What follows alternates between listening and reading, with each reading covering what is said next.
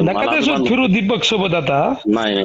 ते साहेबांच्या रडारवर आले सगळं. हो हो हो आणि हो, आता आता इथं पोलीस अन्नाची स्टेशन बेल पाशी होणार आहे, सगळं होणार आहे, व्यवस्थित होणार आहे की. हो हो हे आता पोलीस स्टेशन पाशी बाईट देऊ लागले, सर भेटले. तुम्ही बघितलं ना मागे, कशाला तुम्ही हे करता. बर बर बर सर.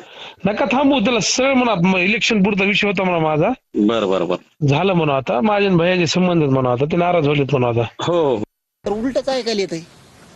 कुठं सरकार पक्षात अजितदादाकडे असणारा तो परळीवाला त्यांनी काही लोकांना असं पेरून ठेवलंय, नाही म्हणायचं सांगितलंय की तुम्ही म्हणा आपला माणूस सुटणार आहे. जोपर्यंत त्यांना फाशी होत नाही ना तोपर्यंत आम्ही कोणीही हटणार नाही.